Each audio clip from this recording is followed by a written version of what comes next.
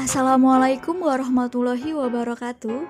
Pada kesempatan kali ini, kami mahasiswa program studi S1 Akuntansi Universitas Pamulang, kami akan menjelaskan tentang perlakuan akuntansi untuk transaksi saham yang diperoleh kembali oleh perusahaan anak atau treasury stock. Sebelumnya, kami ingin memperkenalkan kami dari kelompok 3 yang terdiri dari Alfi Atika, Arif Rianto, Eka Widyaningsih, Marcella, Muhammad Afif Nur Said, Nova Kurniasih, Septianis Rindi, Sylvia Rosa. Berikut pemaparan materi dari kami. Baiklah, di sini saya akan menjelaskan apa yang dimaksud dengan saham treasury. Treasury stock atau dalam bahasa Indonesia disebut dengan saham treasury merupakan saham perusahaan yang diperoleh kembali oleh perusahaan. Dengan kata lain, treasury stock adalah saham biasa yang dikeluarkan untuk investor dan kemudian dibeli kembali oleh perusahaan atas nama perusahaan itu sendiri. Saham treasury ini akan mengurangi jumlah saham yang beredar di pasar terbuka. Perbedaan antara saham yang belum beredar dengan saham yang dibeli kembali dari peredaran adalah saham yang belum beredar merupakan modal saham yang belum dijual atau belum diedarkan. Sedangkan saham yang dibeli kembali dari peredaran adalah modal saham yang beredar yang dibeli kembali. Mengapa perusahaan membeli kembali sahamnya? Pembelian kembali saham yang beredar sebagai saham treasury bisa terjadi karena beberapa alasan. Di antaranya, yang pertama, untuk menaikkan harga pasar saham. Yang kedua, akan dijual kembali pada karyawan perusahaan. Dan yang ketiga, akan dibagikan sebagai dividen. Dan yang keempat, untuk menukar surat-surat berharga perusahaan lain. Tujuan perusahaan melakukan treasury stock. Pada dasarnya, setiap perseroan yang melakukan buyback selalu dilandasi dengan tujuan tertentu. Tujuan itu bisa berbeda antara perusahaan yang satu dengan perusahaan yang lainnya. Program buyback saham di pasar pada dasarnya memiliki beberapa tujuan. Di antaranya, yang pertama, menstabilkan harga saham yang berfluktuasi. Dalam konteks ini bisa juga diartikan untuk mencegah penurunan harga yang terlalu dalam. Yang kedua, menaikkan laba bersih per saham atau earning per share. Yang ketiga, dijual kembali ke karyawan. Yang keempat, mengurangi jumlah pemegang saham. Yang kelima, dibagikan sebagai dividen. Dan yang keenam, ditukar dengan surat berharga perusahaan lain. Di sini saya akan menjelaskan mengenai transaksi pada treasury stock. Oke, ada dua metode untuk mencatat treasury stock atau transaksi saham yang dibeli kembali. Metode ini adalah sebagai berikut. Saya akan menjelaskan secara rinci mengenai metode nilai nominal. Pada metode ini menganggap pembelian kembali saham yang beredar merupakan pelunasan kembali saham dari para pemegang saham, sehingga pemegang saham itu tidak lagi menjadi pemegang saham perusahaannya. Nah, bila treasury stock ini dijual, maka penjualannya dianggap mencari pemegang saham baru. Lalu di sini ada dua cara pencatatan terhadap transaksi treasury stock, yaitu sebagai berikut. Yang pertama, mendebet rekening modal saham dengan nilai nominal yang dibeli kembali. Oke, di sini saya akan memberikan contoh transaksi pada metode nilai nominal ini. Misalnya, pada tahun 2014, penjualan 1000 lembar saham dengan harga 1.200 per lembar sahamnya, maka akan dijurnal sebagai berikut. Kasnya didebet sebesar Rp1.200.000, lalu modal sahamnya dikredit sebesar Rp1.000.000, serta agio sahamnya dikredit sebesar Rp200.000. Nah, pada tahun 2014 ini mendapatkan laba 150.000, maka akan dijurnal sebagai berikut. Laba rugi didebet sebesar 150.000 serta laba ditahan dikredit sebesar 150.000. Selanjutnya di tahun 2015 pembelian kembali 100 lembar saham dengan harga 1.300 per lembar sahamnya. maka akan dijurnal sebagai berikut. Modal saham di debit sebesar Rp100.000, agio saham di debit sebesar Rp20.000, laba ditahan di debit sebesar Rp10.000, serta kas di kredit sebesar Rp130.000. Pada tahun yang sama, terdapat transaksi penjualan kembali 100 lembar saham yang dibeli dengan harga jual, maka akan dijurnal sebagai berikut. Kas di debit Rp150.000, modal saham di kredit sebesar Rp100.000, serta agio saham di kredit sebesar Rp50.000. Nah, pada transaksi di atas, keterangan pada 2015 saham yang beredar dibeli dengan harga 1.300 jika dibandingkan dengan harga jualnya pada tahun 2014 sebesar 1.200, maka terdapat selisih sebesar Rp100. Nah, pada selisih ini kan 100 dikali 100 lembar dianggap sebagai pembagian dividen dan dibebankan pada rekening laba tidak dibagi atau laba ditahan. Oke, rekening modal saham di debit sebesar Rp1.000, itu nominalnya ya, dikali 100 lembar, dan rekening agio saham dibatalkan dengan jumlah yang sebanding dengan agio yang diperoleh pada saat saham tersebut dijual pada tahun 2014, yaitu sebesar Rp200 per lembarnya.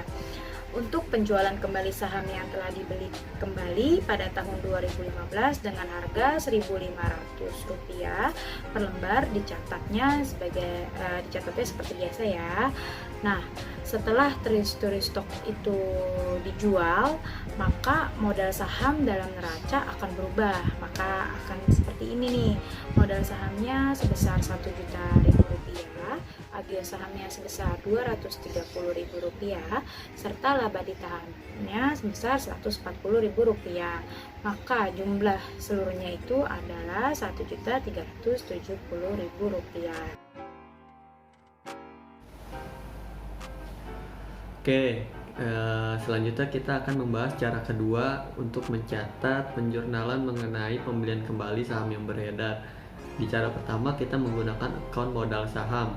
Nah, di cara kedua ini kita akan menggunakan akun yaitu treasury stock atau saham treasury kayak gitu. Untuk posisi jurnalnya sebetulnya sama di kasus yang pembelian kembali 100 lembar saham dengan harga 1.300. Nah, itu kita mendebit akun treasury stock, yang sebelumnya kita mendebit akun modal saham sebesar 100.000. Kemudian di debit kembali ada agio saham dan laba ditahan yang masing-masing nilainya 20.000 dan 10.000. Kemudian posisi kreditnya sama, yaitu kas sebesar 130.000. Nah, di penjualan kembalinya yang 100 lembar saham dibeli dengan harga jual 1.500, sama di posisi debit ada 150.000 di kas. Kemudian di kreditnya itu ada treasury stock atau saham treasury sebesar 100.000, dan di kredit yang kedua yaitu ada agio saham sebesar 50.000. Nah, lantas apa bedanya cara pertama dengan cara kedua, yaitu mengenai penggunaan akun modal saham dan treasury stock. Menurut hemat kami, perbedaan antara penggunaan akun modal saham dan treasury stock atau saham treasury, kalau misalkan modal saham di dalamnya itu masih banyak elemen-elemennya, seperti saham yang belum diterbitkan, kemudian saham yang sudah diterbitkan kemudian mau dibeli kembali kayak gitu. Jadi di modal saham itu elemennya masih banyak. Kemudian yang kedua, kenapa pakai gunakan treasury stock? Nah, ini mengkhususkan, jadi saham yang udah dijual kemudian dibeli kembali itu digunakannya treasury stock karena memang difungsikannya sebagai pencatatan terhadap transaksi pembelian kembali saham yang telah beredar, makanya dikhususkan menggunakan akun treasury stock atau saham treasury. Nah, penggunaan akun treasury stock atau saham treasury ini biasanya digunakan oleh perusahaan yang sudah terbuka kayak gitu di laporan keuangan konsolidasi. Metode harga perolehan pada saham treasury. Metode ini bertujuan untuk memotong jumlah modal tersebut dengan cara mengurangi saldo treasury stock yang ada pada modal perusahaan. Anggapan modal yang ada mampu bertujuan untuk memperlihatkan beberapa hal berikut. Yang pertama, pembelian saham treasury dianggap sebagai elemen modal negatif dan tidak perlu dilakukan identifikasi bersama elemen-elemen modal seperti keberadaan modal saham maupun laba tidak dibagi. Yang kedua, treasury stock dan yang tidak dijual kembali atau dihentikan peredarannya akan mengalami alokasi menuju elemen modal dengan mengadopsi cara-cara di atas. Yang ketiga, saham treasury yang dijual kembali akan dianggap sebagai penjualan atas penyelesaian akhir dari adanya saham-saham tersebut. Akibat dari transaksi treasury kepada elemen modal yang ada bisa diketahui setelah diputuskan apakah saham treasury dijual kembali atau peredarannya dihentikan. Contoh penggunaan metode harga perolehan pada saham treasury. Dengan transaksi pada 2014, penjualan 1000 lembar saham dengan nominal 1000 dengan harga laba tahun 2014 seharga 150.000. Pada jurnalnya, yaitu pada sisi debit ada kas sebesar Rp1.200.000. Pada sisi kredit ada modal saham sebesar 1 juta dan agio saham sebesar 200.000. Pencatatan laba rugi yaitu pada sisi debit laba rugi sebesar 150.000 dan laba ditahan pada sisi kredit sebesar 150.000. Pada tahun 2015, pembelian kembali 100 lembar saham dengan harga 1.300. Nah, pada sisi debit tercatat treasury stock 130.000. Hal ini balance dengan sisi kredit yaitu kas sebesar 130.000. Pada 2015, penjualan kembali 100 lembar saham yang dibeli dengan harga 1.500. Maka pencatatannya adalah pada sisi debit terdapat kas sebesar 150.000, pada sisi kredit terdapat treasury stock sebesar 100.000 dan juga agio saham sebesar Rp50.000. Setelah penjualan treasury stock, modal saham dalam neraca akan tampak seperti modal saham sebesar 1 juta, agio saham sebesar Rp230.000, laba ditahan sebesar Rp140.000 dengan total Rp1.370.000. Pada cara ini, saham treasury atau share yang dibeli dicatat di dalam rekening treasury stock sebesar harga beli atau harga perolehannya. Jika sebelum ada penjualan treasury stock dibuat neraca, maka ini akan mengurangi modal saham sebagai berikut. Modal saham sebesar 1 juta, agio saham sebesar Rp200.000 dan laba ditahan sebesar Rp150.000 dengan total Rp1.350.000. Lalu dikurangi dengan treasury stock sebesar Rp130.000 sehingga menjadi Rp1.220.000. Di sini saya akan menjelaskan bagaimana jika treasury stock dijual.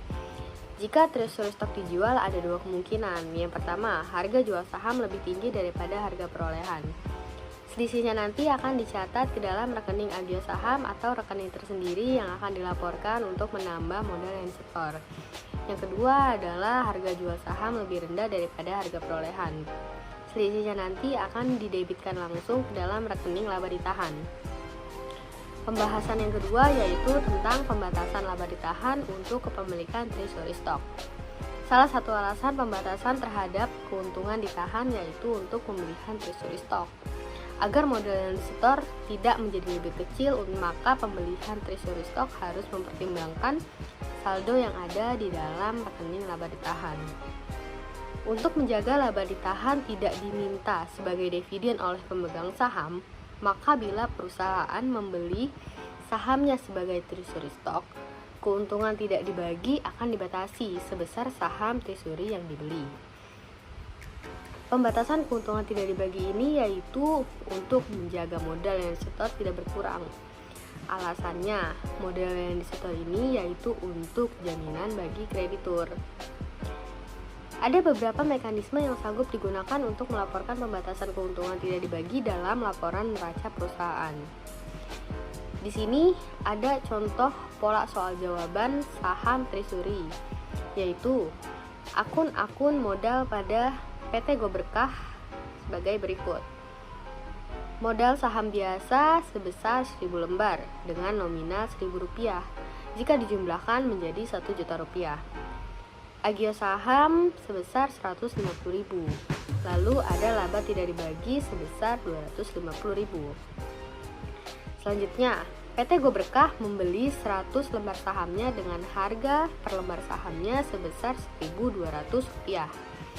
Jurnal untuk mencatat pembatasan keuntungan tidak dibagi yaitu di debit kita ada laba tidak dibagi sebesar Rp120.000. Lalu di kredit ada laba tidak dibagi untuk pembelian treasury stock sebesar Rp120.000. Di sini saya akan menjelaskan 3 prosedur yang digunakan untuk melaporkan pembatasan laba tidak dibagi dalam laporan keuangan neraca dengan menggunakan metode harga perolehan untuk mencatat treasury stock, yaitu prosedur pertama, pembatasan laba ditahan yang ditunjukkan terpisah dari laba ditahan yang masih bebas.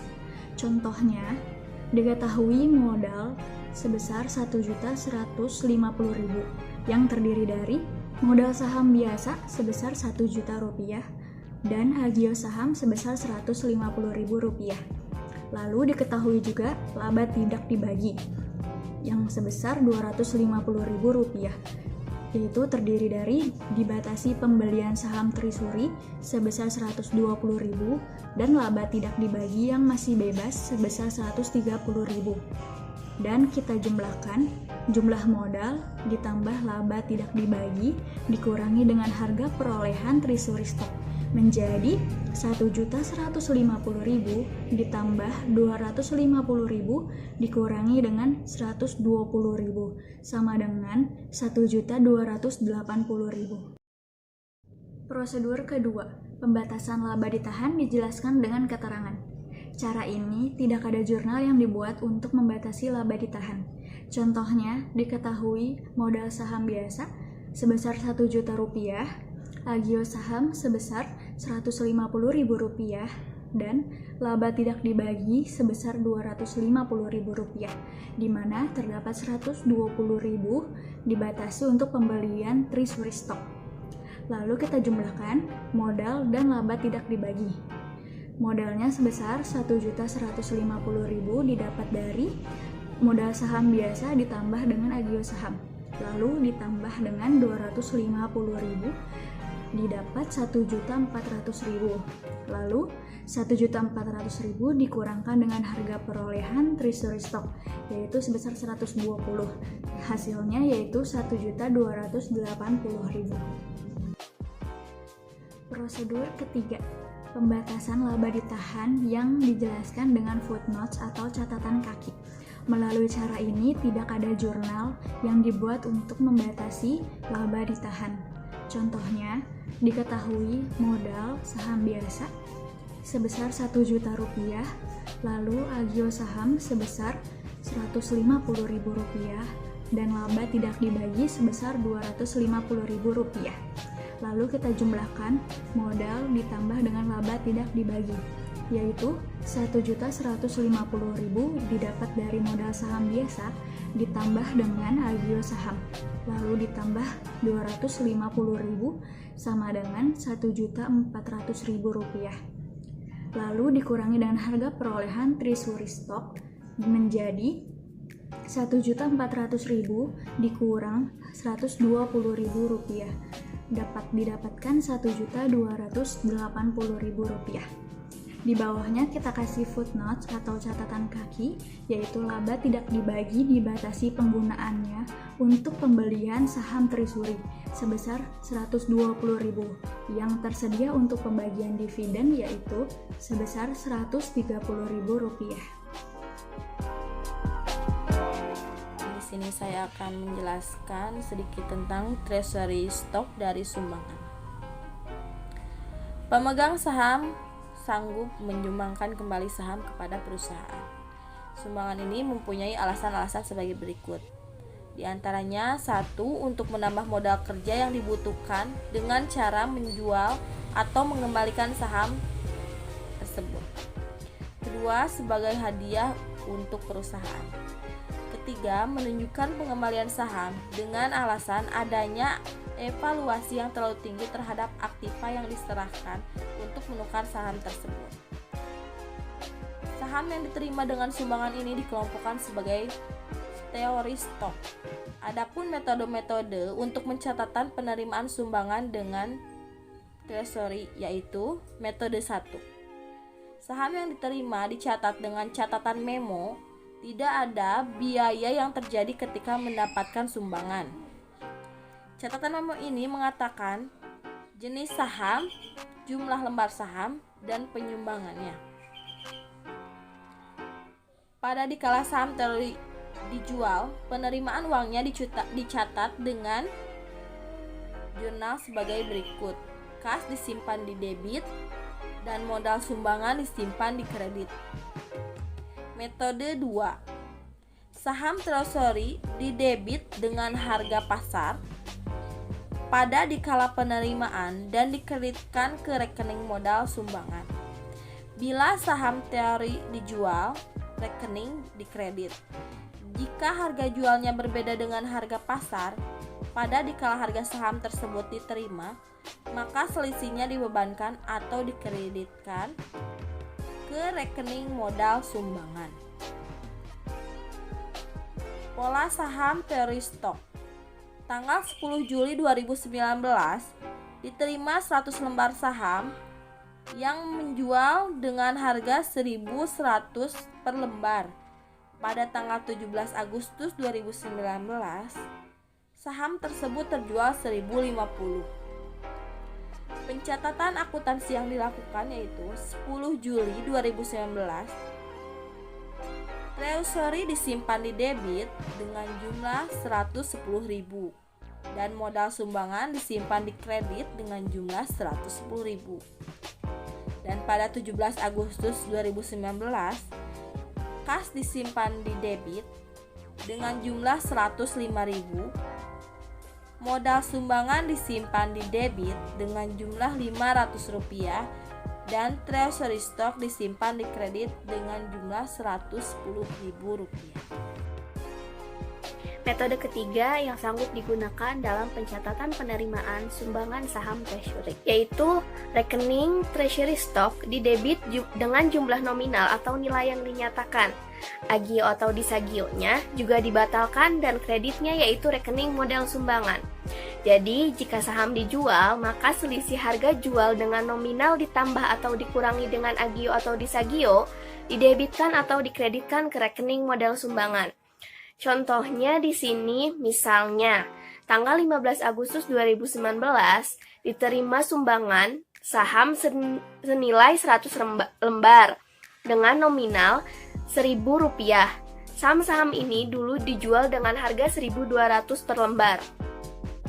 Pada tanggal 15 September 2019 saham-saham ini dijual dengan harga Rp1.100 per lembar. Jurnal yang dibentuk untuk mencatat transaksi ini yaitu langkah pertama yang bisa kita cari dari soal tersebut, yang pertama adalah treasury stock-nya. Treasury stock didapat dari 100 lembar dikali Rp1.000 sama dengan Rp100.000. Selanjutnya adalah mencari agio saham. Agio sahamnya dicari dari 1.200 yang dulu dijual dikurangi Rp1.000. Berarti kan ada 200 selisihnya. Nah, 200 itu dikali 100 lembar, maka agio sahamnya adalah Rp20.000. Lalu modal sumbangan didapat dari 1.200 dikali 100 lembar sama dengan 120. Nah, baru habis itu kita jurnal. Jadi debitnya itu treasury stock yang 100.000, debitnya juga agio saham 20.000, terus kreditnya itu modal sumbangan 120.000. Untuk jurnal yang tanggal 15 September 2019 itu didapat dari 1.100 dikali 100 lembar, jadi 110.000. Nah, jurnalnya itu jadinya debitnya kas sama dengan 110.000, kreditnya saham treasury 100.000, dan kreditnya adalah modal sumbangan 10.000. Bila saham yang disumbangkan ini alasannya yaitu adanya evaluasi terlalu tinggi terhadap aktiva yang diterima untuk menukar saham, maka sumbangan ini akan dicatat mengurangi nilai buku aktiva. Jadi, pada saat diterima saham dibentuk catatan memo, dan pada saat saham itu dijual, kreditnya yaitu aktiva. Untuk lebih jelasnya, kita perhatikan contoh pola treasury stock yang ini. Misalnya, PT MK Network mendapatkan 100 lembar saham biasa sebagai sumbangan. Alasannya yaitu pada waktu pertukaran, Aktiva dinilai terlalu tinggi. Saham-saham tersebut kemudian dijual Rp900 per lembar. Transaksi-transaksi tersebut dicatat sebagai berikut. Memo: diterima 100 lembar saham biasa dari Pak Alek, nominalnya yaitu Rp1.000. Penjualan saham dengan harga Rp900 per lembar dicatat dengan jurnal sebagai berikut. Jadi debitnya itu kas Rp90.000, kreditnya itu Aktiva Rp90.000. Rp90.000 ini didapat dari Rp900 dikali 100 lembar saham. Jadi Rp90.000